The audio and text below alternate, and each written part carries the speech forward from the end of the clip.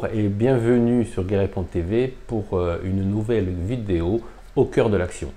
Alors cette fois-ci, nous allons parler de Inflexible Normandie, un jeu de cartes qui est destiné à reconstituer les combats qui ont eu lieu dans les bocages normands. Cette vidéo va vous présenter 2-3 petites choses, c'est-à-dire une mise en place du jeu et ensuite les différentes séquences qui vont montrer les différentes actions qui sont proposées au joueur lors de son tour de jeu. A tout de suite. Bon voilà, on se retrouve devant le scénario d'initiation, qui est le premier scénario du livret. On se retrouve avec un plateau de jeu composé d'un certain nombre de cartes de tuiles carrées. C'est également défini par le scénario, tout comme le nombre de pions qui sont ici disposés, le deck ici et la réserve de cartes qui vont simuler les renforts qui vont rentrer au fur et à mesure au cours de la partie. Ça, c'est l'entrée des renforts. Si votre unité a été éliminée, elle peut revenir par ici en rentrant par ces zones. Donc les Américains rentreront forcément par cette zone-là, les Américains rentreront par cette zone-là. Où il apparaît des petits jumelles ici, ça veut dire que le terrain a été reconnu par les joueurs, l'armée. Donc les Américains ont reconnu ces deux tuiles. Et les Allemands ont reconnu ces deux tuiles. Par contre, les Allemands contrôlent déjà cette tuile, on voit par la présence d'un petit drapeau allemand, et donc bénéficient de 3 points de victoire déjà. Alors comment on gagne ce scénario? Soit en éliminant les fusiliers adverses, la partie prend fin immédiatement, soit en arrivant à avoir 5 points de victoire, en contrôlant suffisamment de zones pour acquérir ce nombre de points, et la partie s'arrête aussi immédiatement. Voilà, donc on va commencer par tirer 4 cartes pour savoir qui a l'initiative.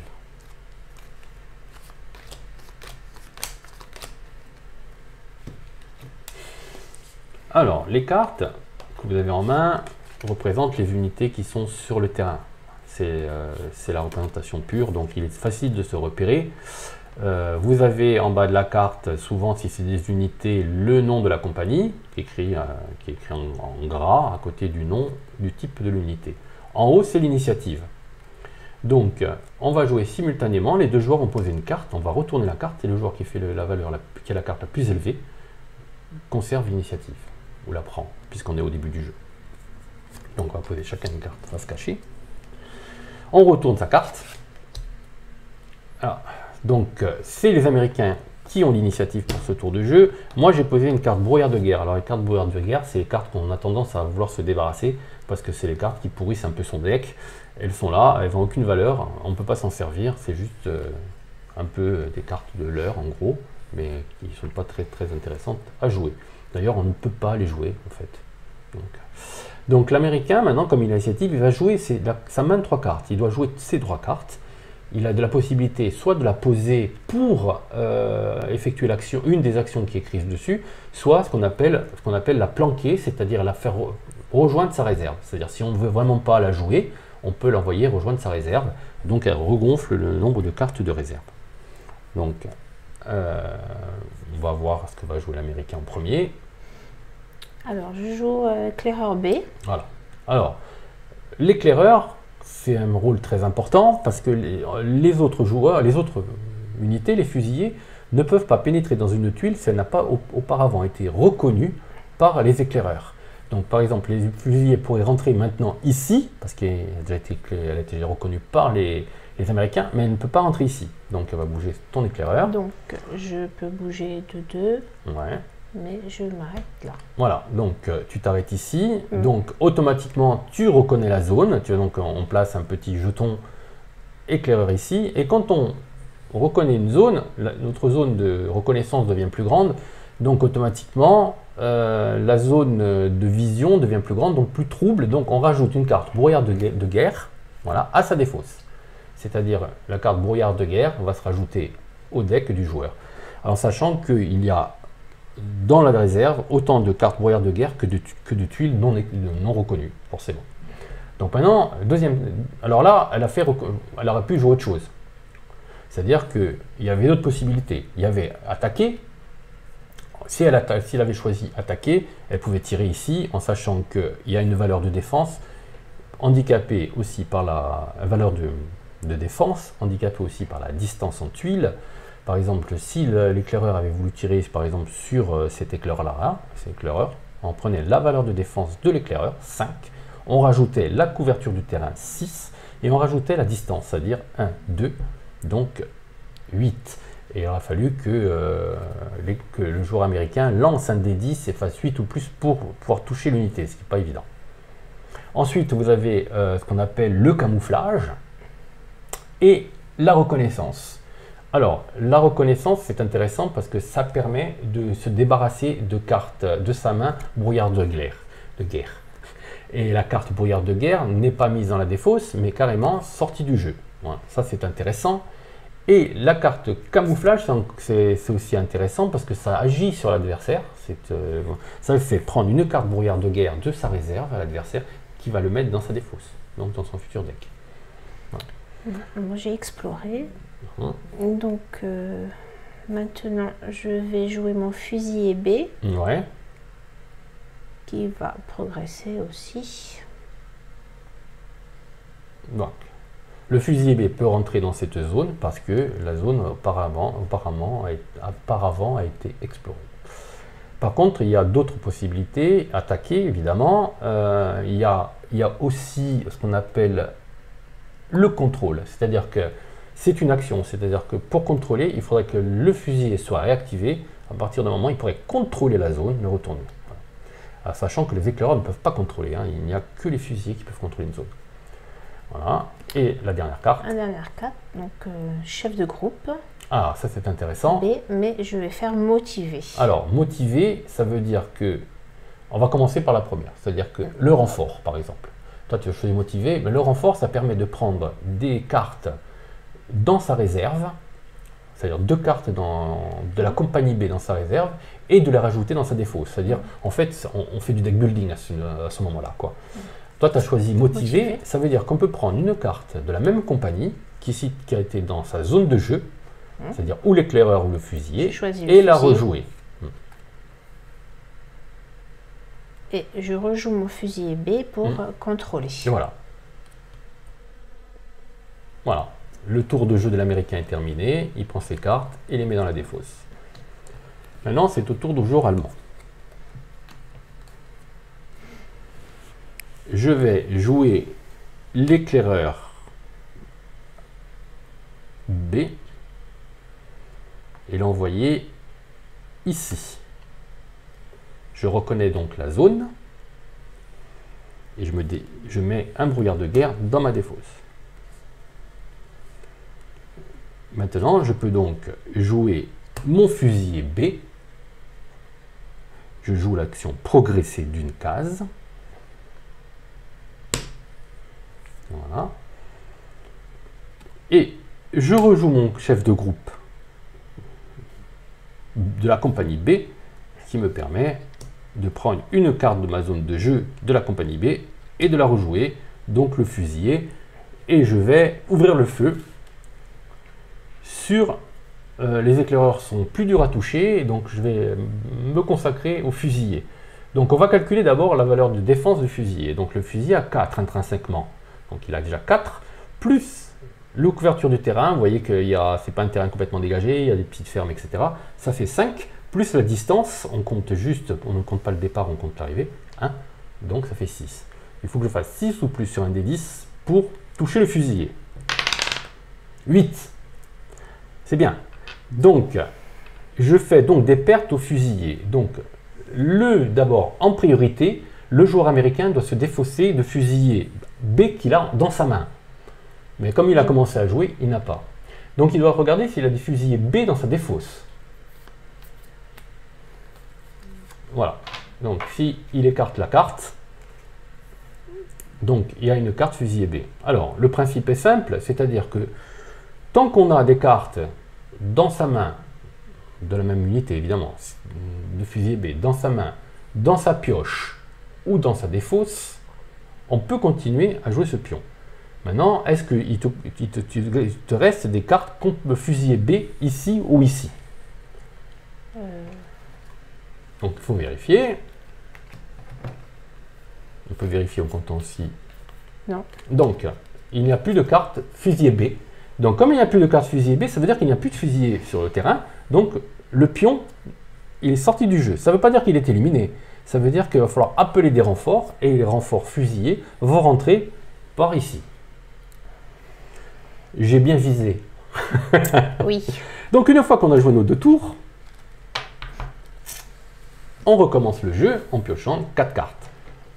Je dois mélanger moi, puisque j'ai regardé s'il y avait des fusillés. Oui, alors oui, quand on regarde les fusillés dans la pioche, il faut remélanger la pioche évidemment.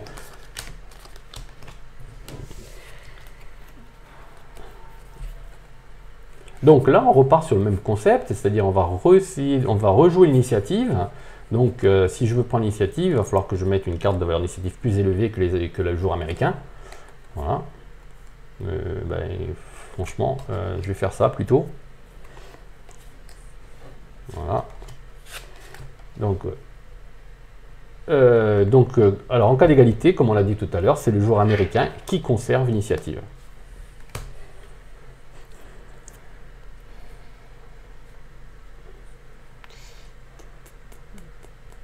Alors, éclaireur. Je vais jouer le sergent. Ouais. Et commander. Alors, commander, le renfort, c'est la même chose que pour le chef de groupe. C'est-à-dire, sauf que le joueur peut choisir dans toute sa réserve, n'importe où. Il n'est pas obligé de prendre... il n'y a pas de compagnie dédiée, puisque il commande le groupe. Alors là, par contre, commander, ça veut dire que le joueur, il va piocher le nombre de cartes qui est indiqué ici. 2. Dans sa pioche, il va les rajouter à sa main. Ce qui est intéressant, puisque ça va lui faire plus de cartes à jouer. Ou pas.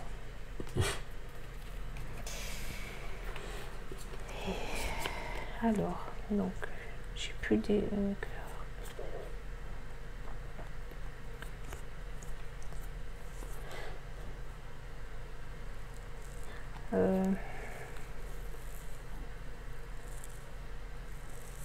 Donc là, ça serait inutile que j'envoie un éclaireur là, puisque c'est déjà été... C'est ça, tout à fait.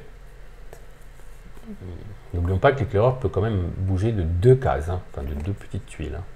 Il court vite l'éclaireur. Donc je vais jouer l'éclaireur A. Ouais. Et il va partir explorer, tirer. J'ai un doute. Là, tu pourrais attaquer à une case, oui, effectivement. L'éclaireur, il peut tirer ici. En sachant que je suis à terrain découvert. Hein. Ouais, il n'y aurait que 4, 5, 6. Si tu tires sur les éclaireurs, c'est 6. Si tu tires sur les fusils, c'est 5. 4, ouais, 5. Alors, je vais tirer plutôt. Okay. Je vais attaquer. Ok. Je vais attaquer. Donc, en sachant que je suis un peu dans ta situation, parce que je n'ai pas envoyé de renfort, donc je n'ai qu'une carte. Donc, je dois faire 5 ou plus de 5. Ouais. 10, c'est toujours réussi. Donc, je crois que je suis dans la même situation que toi. Je dois enlever d'abord de ma main un fusilier B si je l'ai, je n'en ai pas. Ensuite, de ma défausse, si je l'ai, fusilier B, il est là.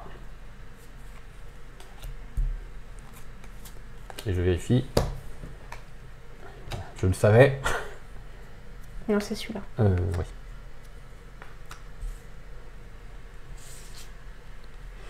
Voilà, ça c'est fait.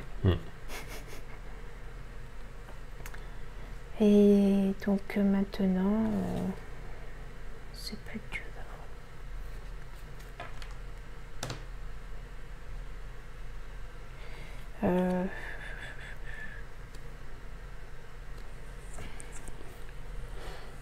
Je vais envoyer... Attends, parce que je sais pas... Ah ben non. Mon fusilier A. Ouais. Après, il va être loin. Je sais pas. J'avoue que... Est-ce que c'est intéressant que je le mette là? Mais après, il va être bloqué. Pas forcément. On peut prendre le contrôle d'une zone et s'en aller après. Hein. Pas obligé d'y rester. Bon. Hein. Donc là, il peut y aller puisque ça a déjà été exploré par un Ouais. éclaireur, Ouais. j'ai bien compris. Donc je le mets là, le fusil A, ici. Mm. Et il me reste mon éclaireur. B. Mon éclaireur B qui va camoufler. Donc tu mets une carte brouillard de guerre dans ta défausse. Et celle-ci, je la joue Voilà, pas. tu ne joues pas. Donc à moi.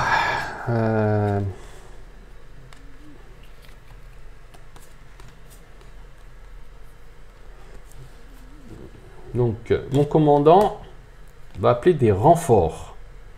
Donc il va appeler des fusiliers B. Non, tu peux pas. Ah oui, pardon. Oui. Tu peux mettre A ou B. Ouais, le sergent, Le sergent il fait ce A qu'il ou B, veut. d'accord. Il fait ce qu'il ok. veut, le sergent. Voilà. Ensuite,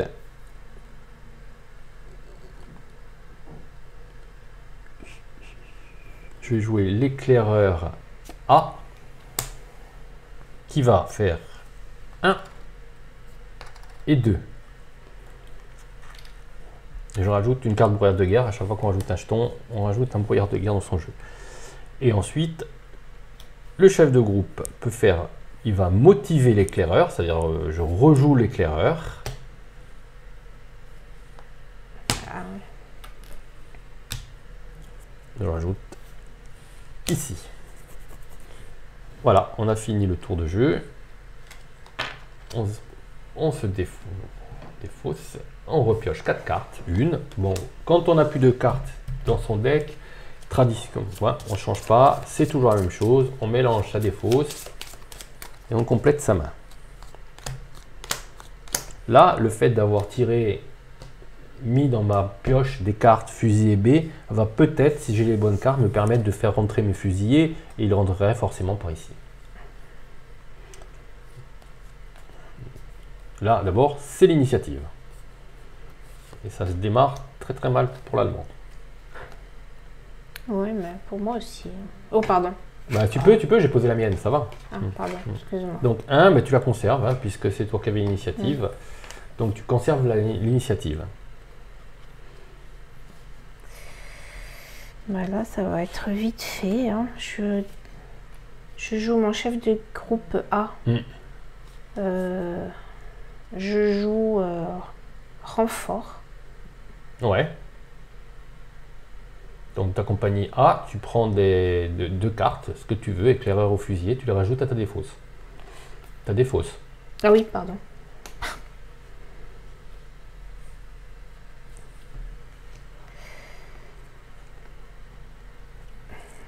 Et je joue mon chef de groupe B. Et ben, il va faire pareil. Hein. Ouais. Renfort.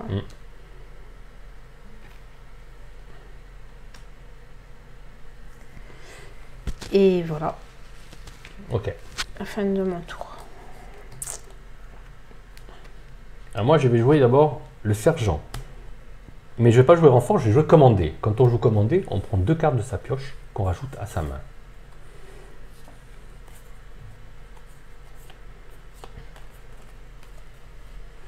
Je vais ensuite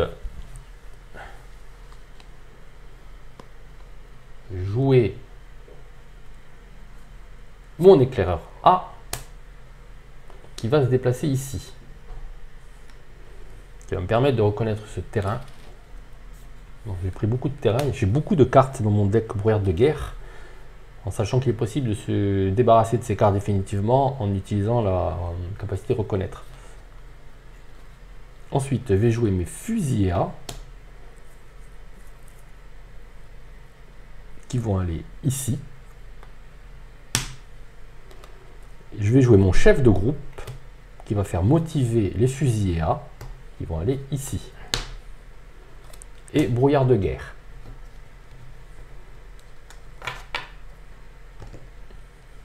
Voilà. Là, on a terminé encore un nouveau tour. Donc, on va refaire l'initiative.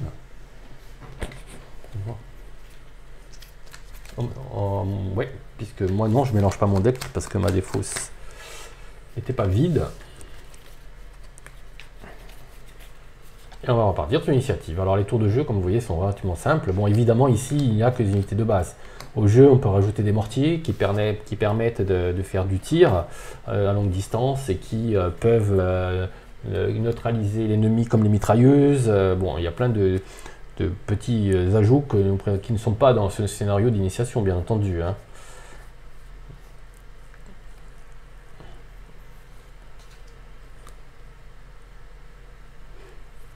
Mhm.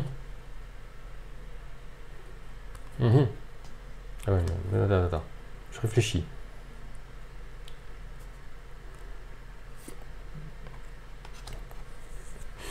C'est bon. Donc, j'ai fait plus à l'initiative, donc je prends l'initiative. Les Allemands se sont décidés à bouger. Je vais faire fusil et B. Je vais faire progresser. Donc, évidemment, mes fusils B sont là, donc ils vont rentrer ici. Je vais refaire fusilier B. Et je vais aller ici. Et brouillard de guerre. Aux joueurs américains.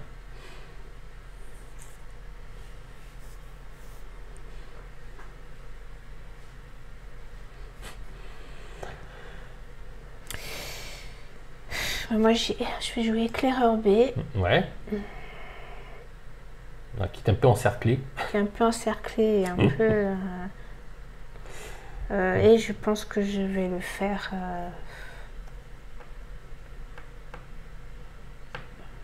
parce que je ne peux pas traverser une zone. Tu peux pas rentrer dans une zone où je suis présent. Voilà. Et là, donc, j'ai pas le choix à part là, si tu veux, attaquer. Cette zone-là est inaccessible pour toi. Voilà. Donc, tu as compris pourquoi j'ai fait ça. Là. C'est en mettant un pion là, je te bloque. Oui. Donc, je pourrais aller ici pour essayer de contrôler. Ça fait 3 plus 2, 5. Oui. Mais je vais t'attaquer. Voilà, c'est la solution. Donc, 4 et un 5, c'est ça? Ouais, parce que je suis à terrain découvert. Ah ben, c'est raté. C'est raté. Et ben voilà, parce que je ne peux plus rien faire. Ah oui, effectivement, oui, effectivement, c'est pas génial. Non, non, ouais. non. Donc, la main n'était pas on géniale. pioche encore 4 cartes pour le nouveau tour. On va faire l'initiative.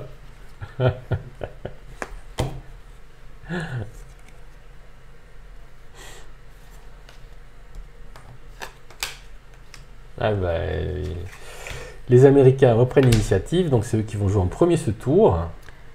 Je crois qu'ils vont être confortables, ces Américains, ce tour-là.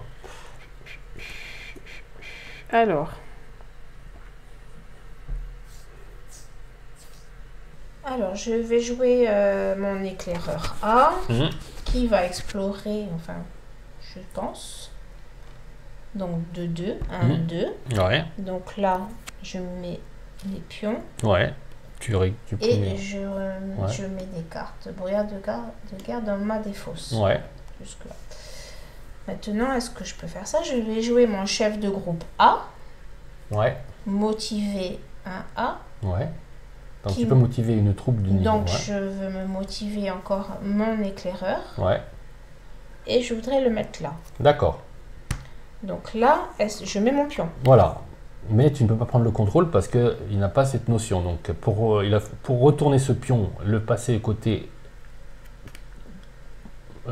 jumelle, exploration, et prendre le contrôle ici, il faudra que tu envoies des fusils. D'accord.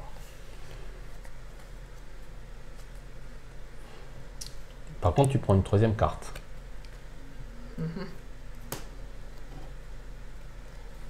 Donc, mes fusillés ne bougent que d'un.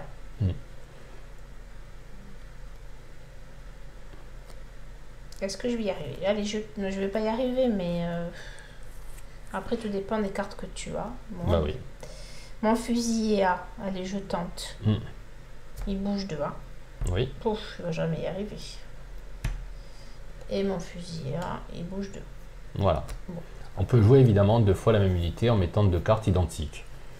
Bon, moi, ça va être vite fait, puisque j'ai un jeu minimaliste. Donc, motiver, je ne peux motiver personne parce qu'on motive que des unités qui sont dans sa zone de jeu, j'en ai pas.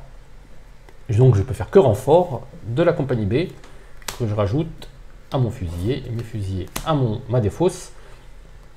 Et après, brouillard de guerre et brouillard de guerre. Voilà, donc moi mon tour a été très bref. Alors bon, voilà, on va pas aller plus loin parce que je crois qu'on a vu toute la mécanique de jeu, c'est-à-dire que maintenant le terrain ça s'est un peu séparé en plusieurs parties. Les Américains contrôlent cette zone, ils ont pour l'instant 2 points. Oui, tu n'as pas encore contrôlé ça là. Donc 2 points. Les Allemands ont 3 points, mais les éclaireurs ont ouvert le chemin vers là. Ici, j'ai la possibilité, si j'arrive à envoyer mes fusils ici au tour prochain, mais avec des scies, hein, il peut se passer plein de choses, prendre ce contrôle ici, les fusils, voilà. Voilà. Il y a encore plein de possibilités. Comme vous voyez que le jeu, il est vraiment ouvert. On peut vraiment, bon, évidemment, ça dépend du deck. Les G2D ont une importance sur les tirs, hein, parce que c'est quand même sur un des 10. Bon, évidemment, il y a des aléatoires, mais on peut quand même monter ses propres stratégies, ses tactiques, et surtout s'adapter aux difficultés. C'est-à-dire que le deck, on peut avoir un deck pourri, donc il faut vraiment, enfin une pioche pourrie, une main pourrie, il faut vraiment s'adapter, et en fait on peut faire de la programmation, certes, mais il faut quand même aussi faire beaucoup de preuves de beaucoup d'initiative et d'improvisation.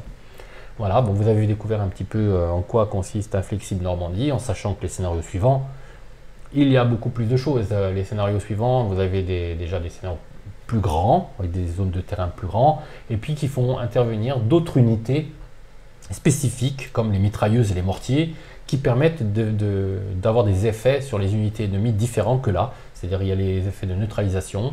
Neutraliser, c'est quand vous êtes subi un tour de mitrailleuse, par exemple, vous êtes neutralisé, vous mettez ce côté-là, et tant que vous êtes neutralisé, c'est-à-dire tant que vous n'agissez pas sur ce pion, il ne peut rien faire d'autre que la seule action qu'on peut faire dessus, c'est le remettre sur ses pattes. Et par contre, il ne peut faire que ça dans le tour. Voilà. Voilà, vous avez tout vu. À bientôt pour une nouvelle vidéo. Au revoir.